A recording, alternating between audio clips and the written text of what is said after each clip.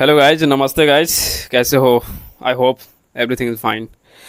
आज मैं एक ऐसे टॉपिक पे बारे में बात करना चाहता हूँ जो इंग्लिश बोलना, इंग्लिश स्पीकिंग। और इस टॉपिक पे बात करना क्यों ज़रूरी है और मैं क्यों समझता हूँ कि मैं तुम्हें अच्छा से गाइड कर सकता हूँ। तो बात ऐसी है कि हमारी इंग्लिश इतनी अच्छी नहीं है जितनी अच्छी आज है। और मैंने अंग्रेजी के पीछे काफ़ी ज़्यादा समय दिया हूँ और मैंने भी जीरो से सीखा हूँ, क्योंकि मैं भी एक हिंदी बैकग्राउंड से ही पढ़ाई किया हूँ और मैं हिंदी बैकग्राउंड से ही आता हूँ। मैं कोई मेट्रो सिटी और टीयर वन टीयर टू के सिटी से नहीं आता यार, मैं भी एक स्मॉल टाउन से हूँ। और मैं जीता जागता एक एग्जाम्पल हूँ कि हाँ, तुम भी अंग्रेजी बोल सकते हो अगर तुम भी मेरे ही जैसे एक छोटे से शहर से आते हो। और मैं इस पर बात इसलिए करना चाहता हूँ क्योंकि तुम लोग सोचते हो कि अगर मैं अंग्रेजी बोल रहा हूँ और मैं मिस प्रोनाउंसिएशन कर दिया, अगर मैं लोगों के सामने अच्छे से नहीं बोला तो लोग मुझे जज करेंगे, जो कि ये बात बिल्कुल पूरी तरह से सच नहीं है। हाँ, हम ह्यूमन बींग्स एक दूसरे को जज करते हैं on the behalf of how they communicate. वो खुद को कैसे प्रेजेंट करते हैं, वो खुद को कैसे दूसरे लोगों के सामने खुद को डिस्प्ले करते हैं, उनका कपड़ा कैसा है, उनका जो कपड़ा है वो प्रेस किया हुआ है कि नहीं, क्या उनका dressing sense on the top है कि नहीं। ये सारी चीज़ें मैटर करती है और मैं भी एक्सेप्ट करता हूँ और मैं भी लोगों को जज करता हूँ। और मैं तुम्हें भी कहता हूँ तुम भी लोगों को जज करो, क्योंकि ये ह्यूमन नेचर है, हम इससे भाग नहीं सकते हैं। लेकिन मैं कहना चाहता हूँ कि जब तुम अंग्रेजी बोलते हो तो तुम क्या करो, उसमें थोड़ा बेशर्म बन जाओ यार, सेमलेस बन जाओ। हाँ, मैं गलती कर दिया, क्या हो गया?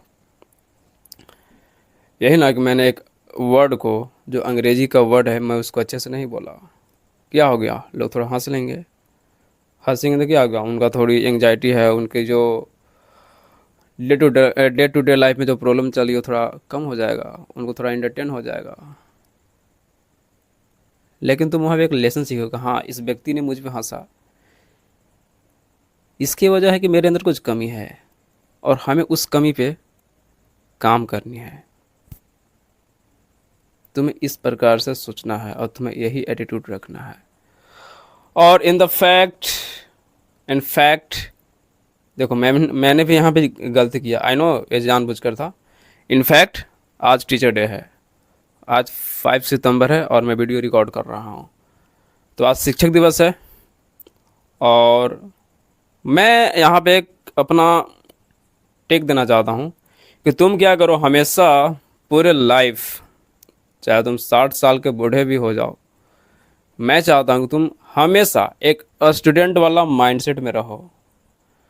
तुम ये सोचो कि हमें हर कोई जो भी हमारे डे टू डे लाइफ में आ रहा है, चाहे वो ऑनलाइन कोई पर्सनालिटी हो, चाहे तुम्हारे जो डे टू डे लाइफ में जो आ रहे हैं दैनिक जीवन में, रियल लाइफ में, तुम्हें उन सभी से कुछ ना कुछ सीखना है। तुम क्रिटिसिज्म को कैसे हैंडल करते हो जब तुम्हें कोई क्रिटिसाइज करता है, ये भी एक प्रकार का शिक्षा ही है। तुम उसे कैसे लेते हो? या तुम ईगो पे ले लेते हो कि तुम उसे बस जाने देते हो, या तुम उस चीज़ से कुछ सीखते हो? तो let's come on the point. I know ये वीडियो थोड़ा लंबा हो जाएगा अगर मैं इस चीज़ पर बात करूँगा तो। देखो गाइज, इंग्लिश इन अ वे हमारे लिए आज भी फॉरेन लैंग्वेज है, राइट? एक कहावत है हमारे यहाँ और लोगों ने भी कई बार दोहराया है और मैं आज से फिर उस कहावत को दोहरा रहा हूँ कि अंग्रेज़ तो चले गए लेकिन अपनी भाषा छोड़ के गए, और उस भाषा की वजह से हमें क्या करना पड़ता है, डे टू लाइफ में सफ़र करना पड़ता है। लेकिन तुम्हें एक सफरिंग तरह नहीं देखना यार, तुम एक ब्लेसिंग की तरह देखो ना। क्योंकि अगर तुम्हें अंग्रेजी बोलने नहीं आ रहा है तो तुम अपने लाइफ में कितने पीछे रह जाते हो। तुम्हें अच्छी पार्टनर नहीं मिलती है जो तुम्हें लव कर सके, जो तुम्हें ख्याल रख सके। तुम्हें अच्छी जॉब नहीं मिलती है यार, तुम अच्छा अर्न कर सको ताकि तुम अपनी फैमिली को अच्छे से रख सको, तुम खुद के लिए अच्छे कपड़े खरीद सको, राइट? तुम्हें अंग्रेजी नहीं आती है, तुम सोशल सिचुएशन में खुद को एंग्सियस पाते हो, राइट? जब तुम्हें अंग्रेजी नहीं आती है, तुम किसी अनजान व्यक्ति जो फॉरेन लैंग्वेज जानता है, फॉरेन कंट्री से है या दूसरे स्टेट से है, तुम उनसे अपना बात को, जो तुम्हारा मन में चल रहा है, जो तुम्हारे दिल दिमाग में चल रहा है, जो ओपिनियन है, जो तुम्हारा थॉट है, तुमसे कह नहीं पाते हो। तो सोचो ना यार, ये हमारे लिए कितना नुकसानदायक है। और अगर तुम आज से ये जो प्रॉब्लम है तुम्हारा अंग्रेजी का, इस पर तुम काम करना स्टार्ट कर दो, कितना अच्छा होगा कि तुम बहुत जल्दी सीख जाओगे। क्योंकि अगर तुम लेट स्टार्ट करोगे तो तुम लेट ही सीखोगे, अगर तुम जल्दी स्टार्ट करोगे तो जल्दी सीखोगे। तो मैं आज तुम्हें 4 पॉइंट्स बताऊंगा। जैसे घर को बनाने के लिए 4 पिलर होते ना, 4 कोना, वैसे भी तुम अंग्रेजी को समझो यह घर है। तुम महल बना रहे हो, तुम घर बना रहे हो, बिल्डिंग बना रहे हो, और बिल्डिंग को खड़ा करने के लिए 4 पिलर का होना बहुत ज़रूरी है, राइट। तो लैंग्वेज है, ये इंग्लिश क्या है, लैंग्वेज है, और इसका 4 पिलर क्या हो गया। पहला तो हो गया रीडिंग, तुम पढ़ते कैसे हो। दूसरा हो गया राइटिंग, और तीसरा हो गया लिसनिंग, और चौथा हो गया ऑफ कोर्स स्पीकिंग। क्योंकि जब तुम रीड करते हो, तुम उस कंटेंट को देखते हो, तुम उस लैंग्वेज का जो कंटेंट है जिसको तुम देखते हो, तुम समझने की कोशिश करते हो कि हाँ, इसको ऐसे पढ़ा जाता है, ये सारे वर्ड्स सारे मिलकर एक सेंटेंस बने हैं, और मैं इसको पढ़ूंगा ऐसे। वहाँ पे तुम्हारी क्या हो रही है, जब तुम पढ़ते हो तुम्हारा वहाँ पे एक्सरसाइज हो रहा है लैंग्वेज का, बोलने का जो जबान है, वो कैसे इस वर्ड को बोलते हैं, कैसे प्रोनाउंसिएशन करते हैं, इसका साउंड कैसा होता है, तुम ये सीखते हो। और जब तुम राइटिंग करते हो, लिखते हो, तुम अपने दिमाग में सोचते हो अच्छा इस बात को ऐसे लिखते हैं।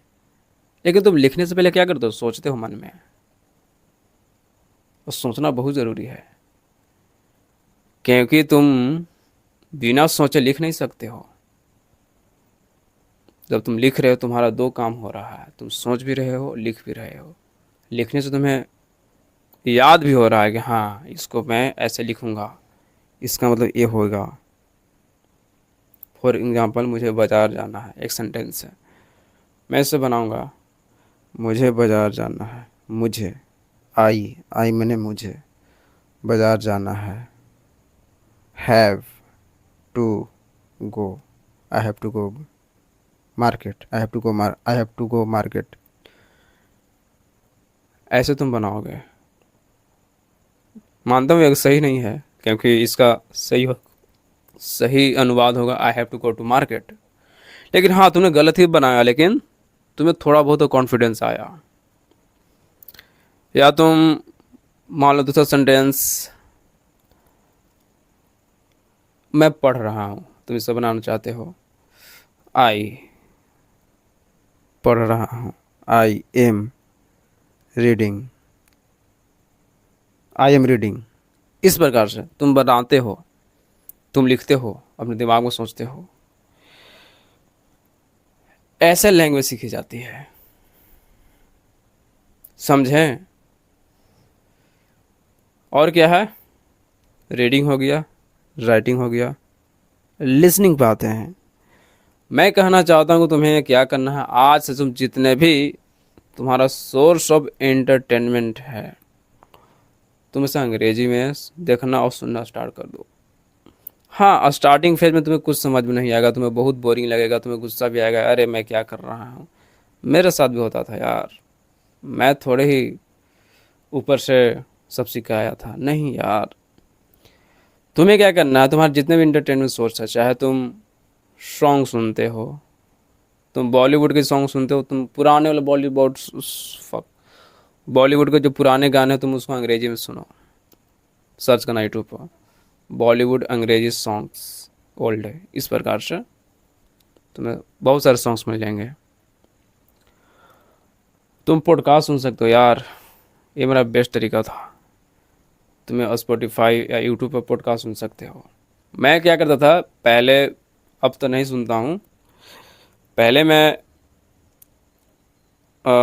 नेकेड विथ शहरत करके एक है पॉडकास्ट, मैं सुना करता था उनका। काफ़ी अच्छे पर्सनालिटी है, मैं उनको काफ़ी रिस्पेक्ट करता हूँ। तो basically he talks about masculinity, और ये चैनल भी मैस्कुलिनिटी के बेसिस पे ही बिल होगा। मैं इस पर कंटेंट रिगार्डिंग मैस्कुलिनिटी के ही डालूँगा, तो तुम चेकआउट कर सकते हो। और एक और पर्सनालिटी है जो काफ़ी ज़्यादा फेमस भी हैं, जिनका नाम है जय सेठी, ऑन द पर्पस ऑफ जय सेठी। एंड एक इंडियन यूट्यूबर हैं और पॉडकास्टर में जिनका नाम है रणवीर अलाहाबादिया। तो उनका मैं जो अंग्रेजी वाला होता था बियर बाइशेप करके, मैं उनका पॉडकास्ट सुना करता था। तुम भी चेकआउट कर सकते हो। तो ये हो गया तरीका सुनने का। अब देखो सुनने से क्या होगा।